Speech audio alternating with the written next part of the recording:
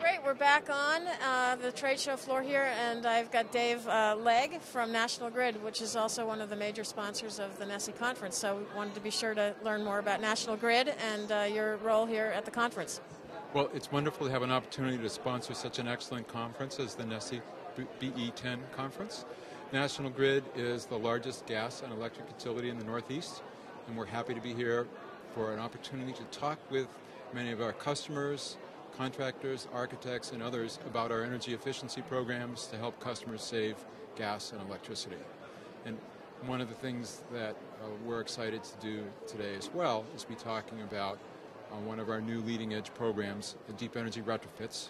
I'll be making a presentation today at 2 o'clock, while others are out manning the booth, engaging one-on-one with customers throughout the entire conference.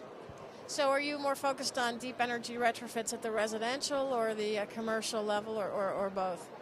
A deep energy retrofit that we're talking about in this context relates largely to what you do to the building shell.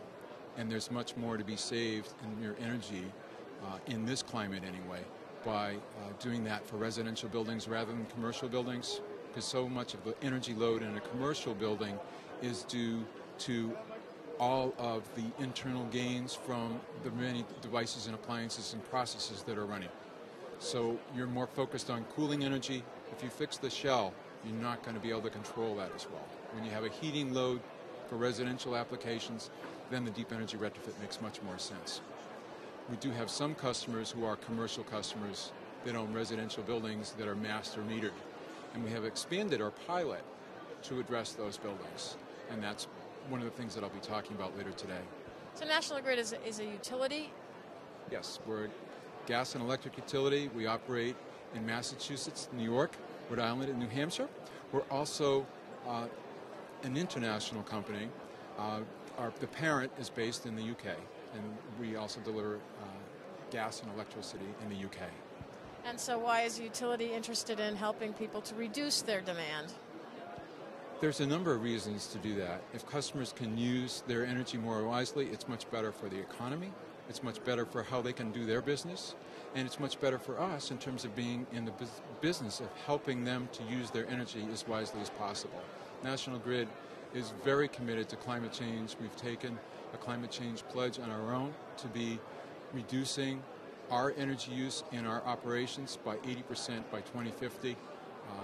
The company really gets green and sees that as an essential part of our business.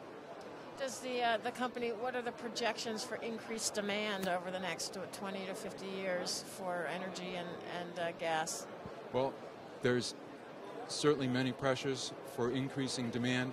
There's going to be much more new business that needs to be done effectively, but the more that we can work to engage in actual conservation actions, whether you're talking about retrofitting buildings or installing more efficient equipment, adopting better practices, better controls, all these methods hopefully will help to make sure that the demand does not outstrip the supply.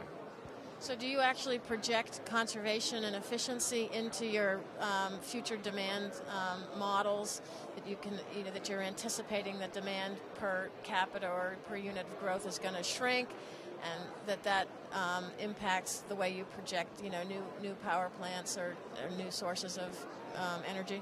Well, National Grid is a deregulated utility, so as such, we don't own power plants anymore, but we do have demand forecasting. I'm not in the corporate communications group, so I'm not aware of all of that to the same level that a spokesperson normally would be. My concentration is on energy efficiency actions themselves. So it's certainly a great question, but something that I might need to get back to you on in terms of connecting with some of the others in the business, to the extent to which we do that type of forecasting. We certainly do it, but not to the degree that we may have done it in the past. So are you going to be talking about a specific case study in your presentation today where you can actually model the kinds of savings that efficiency upgrades and retrofits produced? In this case, we'll be providing an update on our pilot for deep energy retrofits, which in 2009 was focused strictly on 1 to 3 family buildings. So I'll be speaking from the perspective of the program administrator. Building science will be speaking from the perspective of technical support, and we have a contractor who is participating in doing a retrofit on his own home.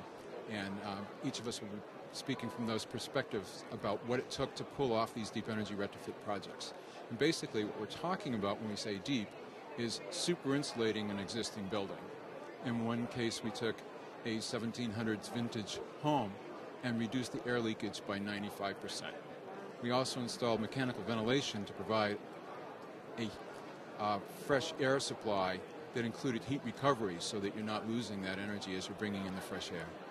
Actually, we just were down at Zender America. They have a ventilation heat exchange system that is, I guess, the most efficient system on the market today from Germany and Switzerland. I don't know if you use that system in your retrofit, but... Not yet. I'm not sure if that product is yet available in the U.S. Maybe it's just coming. And it's just coming. I'll go over to their booth and find out a little bit more. Go down and check them out. It's a brilliant little system. But what is National Grid's involvement here? Has the company been a sponsor of NESEA for many years, or is this the first time?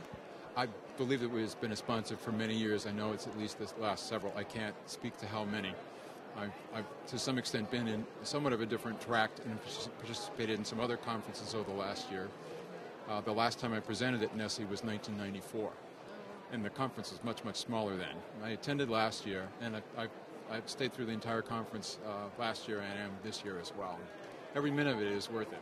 That's great. What kind of interest are you getting down at your booth?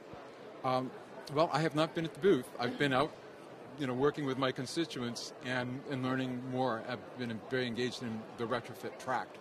But each time I've come by the booth, people have said that, their discussions have been very engaging, and there are lots of great questions coming through from customers and contractors and architects here. Well, thank you so much for National Grid's involvement in the conference and for stopping by the Now or Never booth here to talk about what your company is doing. Well, you're very welcome, Melissa. Thanks very much for the invite, and thanks for this time. Enjoyed talking with you. Likewise. Take care. Bye-bye. Bye.